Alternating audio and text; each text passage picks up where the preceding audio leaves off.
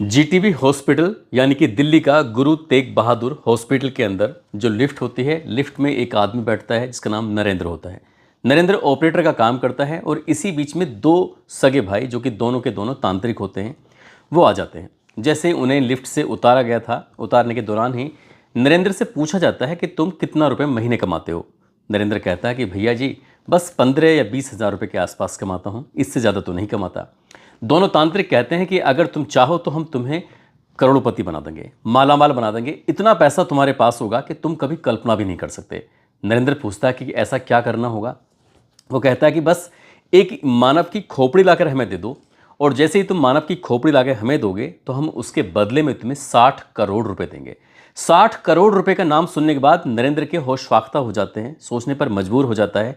अब रात को सो रहा हो या दिन में जाग रहा हो या कुछ काम कर रहा हो, उसे हर वक्त मानव की खोपड़ी दिखाई देती थी या फिर 60 करोड़ रुपए का एक बहुत बड़ा ढेर सा दिखाई देता था जिसमें पैसे ही पैसे होते थे। अब वो लग जाता है खोपड़ी का इंतज़ाम करने के लिए। आखिरकार खोपड़ी का इंतज़ाम कर लेता है, लेकिन खोपड़ी का इंतज़ाम करने के लिए कत्ल करना पड़ता है। कत्ल भी हो जाता है और इस घटनाक्रम के बारे में जब लोगों को पता चलता है तो लोगों को यकीन नहीं हो रहा था। हालांकि ये एक ऐसा परफेक्ट मर्डर होता है, ऐसा परफेक्ट कत्ल होता है जिसको शायद अंधा कत्ल कहें या फिर कातिलों को ढूंढ पाना बहुत मुश्किल काम हो गया था। लेकिन गाज़ियाबाद की पुलिस ने, एसओजी टीम ने और थाना पुलिस ने जो काम किया है वो वाकई ईमानदारी का काम है, काबिल तारीफ़ काम है। आप भी कहेंगे कि वाकई इस घटनाक्रम का अगर पुलिस ने संज्ञान ठीक से ना लिया होता तो कभी कातिल पकड़े ही ना जाते। आदाब, नमस्कार, सत श्री अकाल। मैं उस्मान सैफ़ी। आज की जो सच्ची घटना मैं आपको सुनाने जा रहा हूँ, ये सच्ची घटना है उत्तर प्रदेश के ज़िला गाज़ियाबाद का एक थाना लगता है टीला मोड़, और टीला मोड़ से महज 1 किलोमीटर दूर लोनी भोपुरा रोड के सड़क के किनारे एक व्यक्ति, ये 22 जून 2024 की सुबह लगभग 6:30 बजे के आसपास का वाक़या रहा होगा। एक आदमी सड़क के किनारे बैठ के टॉयलेट कर रहा था और टॉयलेट करते हुए उसकी अचानक ही नज़र पड़ती है कि वहाँ पर एक लाश पड़ी हुई है। शुरुआत में तो उसे कुछ अजीब सी चीज़ लग रही थी, लेकिन जब उसने पास में जाकर देखा तो लाश थी और लाश के सर गायब था, धड़ीधड़ था। वो सोचने पर मजबूर हो गया, वो करे तो क्या करे। तभी उसके दिमाग में आया कि क्यों ना पुलिस को फ़ोन कर दिया जाए। उसने तत्परता से पुलिस को फ़ोन किया। पुलिस को जैसे ही सूचना मिलती है पुलिस मौके पर पहुंच जाती है। ये टीला मोड़ थाना से लगभग 1 किलोमीटर दूर लोनी भोपुरा रोड सड़क के किनारे ये लाश पड़ी हुई थी। अब थाना पुलिस हो, ACP, DCP, surveillance, SOG, dog squad, तमाम पुलिस अधिकारी मौके पर पहुंच जाते हैं देखने के लिए कि आखिरकार मामला क्या है। मामले की पड़ताल शुरू हो जाती है, लेकिन पड़ताल शुरू होने के बावजूद भी पुलिस के हाथ कुछ नहीं लग रहा था। पुलिस करे तो क्या करे। जब पुलिस के समझ में नहीं आता तो पुलिस ने दिल्ली एनसीआर में लगभग 161 थानों तक ये सूचना पहुंचाई, अखबारों के माध्यम से, सोशल मीडिया के माध्यम से, कि कोई गुमशुदा व्यक्ति अगर कोई गायब है तो उसके बारे में आकर पुलिस से संपर्क किया जाए ताकि ये पता चल सके कि आखिरकार लाश किसकी है। ना तो लाश के बारे में पता चल पा रहा था कि लाश किसकी है, और ना ही ये पता चल पा रहा था कि आखिरकार कातिल कौन है। पहले लाश के बारे में यानी कि उसकी शिनाख्त हो जाए तो कातिलों तक भी पुलिस पहुंचेगी, लेकिन कुछ भी पुलिस के हाथ नहीं लग रहा था। और धीरे धीरे करके ऐसे ही वक्त बीतने लगता है। 1-2 दिन, 2-4, 6 दिन, हफ्ते, 15 दिन, 1 महीना, 1.5 महीना, इस तरह से लगातार दिन बीत रहे थे, लेकिन पुलिस के पास अब कुछ हाथ नहीं लग रहा था। इसी बीच में पुलिस के 1-2 जाबाज पुलिस वाले होते हैं, उनको लगता है कि क्यों ना इस केस को खुलासे करने के लिए कुछ स्पेशल, कुछ अलग सोचा जाए। तभी वो सोचते क्या है कि जहाँ पर लाश पड़ी हुई है, लाश के बीच में सड़क है और सड़क के किनारे पर एक बिल्डिंग होती है। बिल्डिंग पे जैसे ही नज़र पहुँचती है तो 11वीं मंजिल पर एक सीसीटीवी कैमरा लगा हुआ था, और सीसीटीवी कैमरे का जो मुंह था वो उधर ही था जिधर क्या लाश थी। अब पुलिस वाले उस बिल्डिंग में जाते हैं। बिल्डिंग में जाने के बाद वहाँ से सीसीटीवी कैमरे की फुटेज निकलवाई जाती है। फुटेज निकलवाने से पता चलता है कि एक टेम्पो होता है जो कि लगभग 3 मिनट तक उस जगह पर खड़ा हुआ था। ऐसे दिल्ली एनसीआर में हज़ारों की संख्या में टेम्पो होते हैं, किस किस को टेम्पो को ढूंढ के लेके आएंगे। हालांकि पुलिस ने जब आसपास के जितने भी सीसीटीवी कैमरे लगे हुए थे, सीसीटीवी कैमरे को देखा, टेम्पो आ रहे हैं, जा रहे हैं, लेकिन किसी का कोई नंबर टेम्पो का इसमें सीसीटीवी कैमरे में कैद नहीं होता है। पुलिस वाले करें तो क्या करें।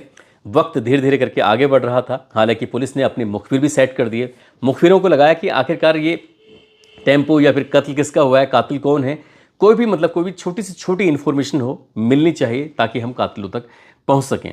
तभी एक पुलिस वाले की नज़र पड़ जाती है टेम्पो पर, और टेम्पो पे एक ट्रायंगल जैसा एक बन रहा था। वो ट्रायंगल कुछ अलग सा दिख रहा था। जब अलग दिख रहा था तभी उनके दिमाग में आता है कि क्यों ना इस ट्रायंगल वाले टेम्पो को ढूंढा जाए तो ज़्यादा बेहतर होगा। और दिल्ली हो या फिर गाज़ियाबाद हो या एनसीआर के अलग अलग ज़िले हों, हर जगह पर पुलिस वालों ने अपने अपने मुखबिरों को सेट कर दिया था, तैनात कर दिया था। और अचानक ही एक दिन एक मुखबिर की नज़र एक टेम्पो पर पड़ जाती है। टेम्पो का वीडियो बनाया जाता है। वीडियो बनाने के बाद पुलिस वालों को दिखाया जाता है। जो सीसीटीवी कैमरे में मिला था और जो वीडियो बनाया गया था उसमें मिलान किया जाता है, तो काफ़ी हद तक उस ट्रायंगल में मिलान हो जाता है। यानी कि टेम्पो पर बना हुआ एक चिन्ह जो होता है, उस चिन्ह के आधार पर पुलिस अब पता करती है तो पता चलता है कि दिल्ली का एक ताहिरपुर जगह लगता है। ताहिरपुर का रहने वाला एक मुन्ना नाम का व्यक्ति होता है। मुन्ना के पास वो टेम्पो होता है। पुलिस उसके पास जाती है सादा भेष में। जाने के बाद उससे पता करती है कि तुम्हारा टेम्पो। कहता है कि साहब मेरा टेम्पो तो अलग अलग ड्राइवर लेके जाते हैं और पैसे देते हैं और उसके बाद चले जाते हैं। तो उससे पूछा जाता है कि आपको याद है 22 या 21 तारीख ये जून 2024 को तुम्हारा टेम्पो कौन लेके गया था? तभी उसे याद आता है कि हाँ साहब बिल्कुल याद है, बिल्कुल पता है, क्योंकि वो डायरी में ये सब चीज़ मेंशन करता था। तो उसी का खुद का एक भांजा होता है जिसका नाम विकास उर्फ मोटा होता है। पुलिस अब विकास उर्फ मोटे की तलाश में जुट जाती है। आखिरकार वो पकड़ा जाता है। जब पकड़ा जाता है तो उससे पूछा जाता है, वो गली नंबर 1 ताहिरपुर दिल्ली में रहता है और ऑटो ही चलाता है। जब उससे पूछा जाता है कि तुम ये इस तारीख को कहाँ कहाँ गए थे, इस बात को लगभग 56 दिन का समय बीत जाता है। जब उससे पूछा जाता है, पुलिस अपने तरीके से जब सख्ती से पूछताछ करती है तो पुलिस के सवालों के सामने ज़्यादा देर टिक नहीं पाता। आखिरकार उसने बताया कि अपने दोस्त का नाम लेता है। कहता कि धनंजय भी इसमें शामिल है। धनंजय जो कि डुमरियागंज मोतीहारी बिहार का रहने वाला होता है और यहीं दिल्ली में रहकर ये कमला मार्केट में पकौड़ी की दुकान चलाता है, पकौड़ी वगैरह बेचता है। जब उससे धनंजय के बारे में पूछा जाता है तो धनंजय को पुलिस पकड़ लेती है। धनंजय पुलिस की जब कब्जे में आता है तब एक दो नाम और सामने आते हैं, जिसमें विकास उर्फ परमात्मा जो कि ई रिक्शा चलाता है, नरेंद्र जो कि जीटीबी हॉस्पिटल में लिफ्ट ऑपरेटर का काम करता है, एक पवन है, एक पंकज है। इस तरह से ये 6 लोग सामने आते हैं और पुलिस ने जब इनको तलाश करना शुरू किया तो आखिरकार जो पहले 2 अपराधी होते हैं वो 56वें दिन में जाके मिलते हैं। बाकी के 4 जो अपराधी होते हैं वो 170वें दिन में जाके मिलते हैं। पुलिस जब इनको पकड़ती है, गिरफ्तार करती है, हिरासत में लेती है, पूछताछ करती है, तो पुलिस जब इनसे सख्ती से पूछताछ कर रही थी तो 2 नाम थे जो आदर्श नगर दिल्ली के रहने वाले सगे भाई, एक का नाम पवन होता है और एक का नाम होता है पंकज। पंकज और पवन दोनों तंत्र वंत्र विद्या का काम करते हैं। इनके पास अक्सर महिलाएं आती हैं, लड़कियां आती हैं और उनका काम यह है, कोई तो अपने बॉयफ्रेंड को अपने कब्जे में करना चाहती है, तो कोई अपने पति को कब्जे में करना चाहती है, कोई सास को तो कोई ससुर को। इस तरह से महिलाओं का इनके घर पर आना जाना ज़्यादा होता है। अब यहीं से इसी से वो पैसे कमाते हैं। हालांकि ये जानते हैं कि ज़्यादा तंत्र मंत्र विद्या में कुछ होता नहीं है, लेकिन इन्होंने एक धंधा बना लिया। यूट्यूब से बहुत सारे मंत्र तंत्र इन्होंने सीखे और क्रियाएं सीखी, कैसे काम करते हैं वो सीखा और उससे पैसे कमाना शुरू कर दिया। एक बार इनके हाथ में एक ऐसा वीडियो लग जाता है। उस वीडियो को देखने के बाद पता चलता है कि मानव का अगर सर मिल जाए, खोपड़ी मिल जाए, तो उससे कुछ ऐसी क्रियाएं की जा सकती हैं जिससे क्या फिर चमत्कार होगा और चमत्कार के बाद फिर पैसा ही पैसा होगा। एक दिन ये जीटीबी हॉस्पिटल की लिफ्ट में जब सफ़र कर रहे थे, उसमें एक मंजिल से दूसरी मंजिल तक पहुंच रहे थे, तभी वहां पर उन्हें नरेंद्र दिखाई देता है। नरेंद्र से बातचीत करते हैं और उससे कहते हैं कि भाई क्या तुम हमारे लिए खोपड़े का इंतजाम कर सकते हो? तो नरेंद्र कहता है कैसी बात कर रहे हो? बोले इसके बदले में तुम्हें 60 करोड़ रुपये मिलेंगे। जैसे ही नरेंद्र ने 60 करोड़ रुपये का नाम सुना, नरेंद्र की आंखें चमक उठती हैं। कहता है कि गरीबी दूर हो जाएगी, 15-20 हज़ार रुपये मुश्किल से कमा रहा है। इसलिए उसने इस काम के लिए अपने एक दोस्त होता है जो ई रिक्शा चलाता है, नाम जिसका विकास उर्फ परमात्मा होता है, जो कि बिहार के डुमरियागंज का रहने वाला होता है और दिल्ली में रहकर ई रिक्शा चलाता है। उससे कहता है कि दोस्त अगर यार एक खोपड़ी का इंतजाम हो जाए तो पैसा ही पैसा अपने पास होगा। वो कहता है ठीक है, एक खोपड़ी का इंतजाम करने में कितना मुश्किल है, लेकिन आदमी ऐसा होना चाहिए जिसके बारे में जिसके परिवार को कोई जानकारी ना हो या फिर कोई उसको तलाश ना करे। अब ऐसे व्यक्ति की तलाश करने की बात आती है, तब नरेंद्र ने विकास से संपर्क किया, विकास उर्फ परमात्मा से। अब इन दोनों ने संपर्क किया विकास उर्फ मोटा से और उनका एक दोस्त होता है धनंजय। धनंजय से जब बातचीत चलती है तो धनंजय कहता है कि मेरे बराबर में एक पकौड़ी की ठेले लगाता है, उसका नाम है राजू कुमार, जो कि बिहार का ही रहने वाला है। उसके माता पिता काफ़ी समय पहले मर चुके हैं। वो बिहार के बिशनपुर मोतीहारी का रहने वाला है और अपने मामा के साथ रहता है। अगर वो मर गया तो शायद किसी को इस बात की कोई खबर नहीं होगी, कोई ज़्यादा इसमें तहकीकात करने की कोशिश नहीं करेगा। तभी ये प्लान बनाते हैं और प्लान बनाने के बाद अब विकास उर्फ परमात्मा और विकास उर्फ मोटा, साथ ही धनंजय जो पकौड़ी की दुकान चलाता है, इन्होंने मिलकर प्लान बनाया और प्लान बनाने के बाद राजू को अपने साथ लेके चले जाते हैं। राजू को अपने साथ लेके चले जाते हैं। राजू कुमार जो कि पकौड़ी बेचा करता था, उसे ले जाने के बाद, ये 15 जून 2024 की बात है, वो इसे ले जाते हैं। ले जाने के बाद इससे जो भी इसकी ख्वाहिशें होती हैं, जो भी इसे खाना अच्छा लगता है, पहनना अच्छा लगता है, 5 दिन तक इसकी सेवा की जाती है, जैसे दामाद की सेवा करते हैं। राजू खुश था, उसे लग रहा था कि जैसे क्या यहाँ पर मन मांगी मुरादें पूरी हो रही हैं। 29 साल जिसकी उम्र होती है, 5 दिन तक लगातार शराब पिलाते हैं। शराब पिलाने के बाद जब छठवां दिन आता है, यानी कि 21 और 22 जून 2024 की रात होती है, इसको यहाँ से गाजियाबाद के टीला मोड़ पंचशील कॉलोनी की तरफ लेके जाते हैं। वहाँ ले जाने के बाद जो टेम्पो से ले जाते हैं, तो पहले उसका गमछे से गला दबाते हैं और गला दबाने के बाद उसकी हत्या कर देते हैं। यहाँ से टीला मोड़ थाना से लगभग 1 किलोमीटर दूर लोनी भोपरा रोड पर उसके वहाँ ले जाने के बाद उसकी गर्दन को बिल्कुल धड़ से बिल्कुल अलग कर देते हैं। हालांकि धड़ जो गर्दन से अलग की थी वो पंचशील कॉलोनी में कर दी थी। उनके पास एक बाल्टी होती है, बाल्टी में सर रख लेते हैं और बॉडी को ये थाने से लगभग 1 किलोमीटर दूर लोनी भोपरा रोड सड़क के किनारे फेंक देते हैं। अब यहाँ से खोपड़ी को लेकर अपने साथ चले जाते हैं। पहले ही दिशा निर्देश दे दिए गए थे, साफ़ सुथरी खोपड़ी होनी चाहिए, ज़्यादा उसमें गंदगी नहीं होनी चाहिए, यानी कि उस पर जो खाल है, सर पर बाल हैं, नाक है, कान है, ये बिल्कुल अलग होने चाहिए। अब इसको लेकर बैठ जाते हैं। लगभग कई घंटे बीत जाते हैं। कई घंटे बीतने के बाद सर के बाल उतारे जाते हैं, नाक कान काटे जाते हैं, आंखें निकाली जाती हैं, और जब ये खोपड़ी एकदम जब बिना खाल की हो जाती है तो उसको ले जाने के बाद तांत्रिक के हाथ में दे देते हैं। अब तांत्रिक भाइयों ने उस खोपड़ी को अपने पास रखा। सामने रखने के बाद उसमें क्रियाएं करना शुरू कर दिया। पहले दिन क्रिया करते हैं, कुछ सफलता नहीं मिलती। दूसरे दिन क्रिया करते हैं, कुछ सफलता नहीं मिलती। तीसरे दिन, चौथे दिन, 5वें दिन, छठे दिन, 7वें दिन लगातार क्रियाएं कर रहे थे, लेकिन खोपड़ी काम ही नहीं कर रही थी। यानी कि जो यूट्यूब पर वीडियो देखी थी, वीडियो बनाने के बाद अब इस यहाँ से पैसे कमाने की जो विद्या थी उसको वो हासिल करना चाहते थे, लेकिन वो हासिल ही नहीं होती है। कोई ऐसा तंत्र मंत्र काम नहीं कर रहा था। परेशान हो जाते हैं। अब जो जीटीबी हॉस्पिटल में लिफ्ट ऑपरेटर का काम करता था नरेंद्र, उसने कहा भाई पैसे तो दे दो मुझे। कहते हैं कि तुम्हारी खोपड़ी काम ही नहीं कर रही है, इस खोपड़ी पे चोट का निशान है जिसकी वजह से काम नहीं कर रही है, तुम्हें दूसरी खोपड़ी लाकर देनी पड़ेगी, दूसरी खोपड़ी लाकर दोगे तभी पैसे का इंतजाम हो सकेगा। अब नरेंद्र भी परेशान, बाकी लोग भी परेशान।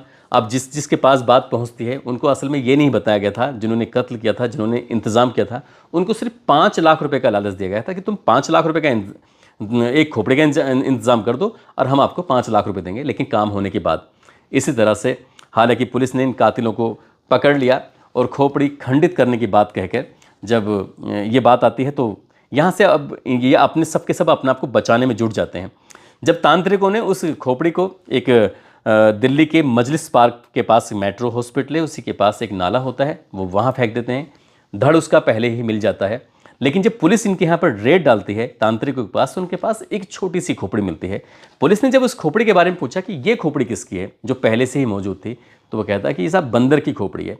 जब महिलाएं या लड़कियां जब कोई भी अपना काम कराने के लिए आया करती थी, तो जब भी कोई बात होती थी तो वो कहते थे कि ये खोपड़ी किसकी है, अक्सर पूछा करते थे। उसका साइज छोटा था, तो इसलिए एक तो बड़ी खोपड़ी की भी ज़रूरत थी, दूसरा यूट्यूब पर वीडियो देखने के बाद पता चलता है कि अगर खोपड़ी से क्रियाएं की जाएं तो बहुत सारा पैसा इकट्ठा हो जाएगा, और इसलिए वो पैसा इकट्ठा करना चाहते थे। लेकिन इसको पकड़ने में पुलिस को इतनी देर इसलिए लगी, हालांकि पुलिस ने जो पहले 2 अपराधी होते हैं वो 15 अगस्त 2024 को गिरफ्तार कर लिए थे। बाकी के जो अपराधी होते हैं वो भाग जाते हैं, बताया जाता है कि नेपाल की तरफ निकल जाते हैं। लेकिन पुलिस ने अपने जो भी तंत्र मंत्र थे, पुलिस ने भी अपने तंत्र मंत्र लगाने शुरू कर दिए, और जितने भी अपराधी होते हैं सभी को पकड़ लिया जाता है, और ये पकड़े जाते हैं 7 दिसंबर 2024 को। और 7 दिसंबर 2024 को पुलिस इस घटनाक्रम का, गाजियाबाद की पुलिस जब खुलासा करती है तो लोगों को यकीन नहीं हो रहा था कि एक गरीब आदमी, एक जो पकौड़ी बेचकर अपने मामा के साथ रहकर ज़िंदगी की गुजर बसर कर रहा है, जिसके माता पिता काफ़ी समय पहले ख़त्म हो चुके हैं, हालांकि उसके मामा ने संबंधित थाने में जाकर ये गुमशुदगी की रिपोर्ट दर्ज कराने के लिए दिल्ली में संपर्क किया था कि मेरा जो भांजा है जिसकी उम्र 29 साल है, जो कि इसका नाम राजू है, वो अचानक से गायब हो गया है, लापता हो गया है। लेकिन पुलिस ने उसकी बात सुनी नहीं थी। पुलिस ने कहा कि ठीक है हम देख लेंगे, जांच पड़ताल करेंगे। अगर पुलिस ने ये मुकदमा पहली ही तारीख को दर्ज कर लिया गया होता, जो ये 15 जून 2024 को ये लापता था, अगर ये उसी दिन इसका मुकदमा दर्ज कर लिया गया होता तो शायद वो मरता नहीं, क्योंकि उसे 5 दिन के बाद मारा गया था। दोस्तों, इस पूरे घटनाक्रम को सुनाने का उद्देश्य किसी को परेशान करना नहीं है, किसी का दिल दुखाना नहीं है, बल्कि आपको जागरूक करना है, आपको सचेत करना है। जिस तरह से गाजियाबाद की पुलिस ने, एसओजी टीम ने, सर्विलांस टीम ने, बाकी टीम ने पूरी ईमानदारी, पूरी शिद्दत से इस घटनाक्रम को, जो अंधा कत्ल होता है, उसका खुलासा किया, काश दिल्ली की पुलिस ने भी अगर वक्त के रहते ये मुकदमा दर्ज कर लिया होता तो राजू कुमार कभी मरता नहीं, वो जिंदा रहता और तांत्रिक ये पहले ही पकड़े जाते। दोस्तों, जाते जाते मध्य प्रदेश की दीक्षा हैं, साथ ही इसरत खान हैं, जम्मू से कमलेश भगत हैं, शिवपुरी से रामेश्वर हैं। आज इन सभी का जन्मदिन है, इनको जन्मदिन की बहुत बहुत शुभकामनाएं, बहुत बहुत शुभकामनाएं।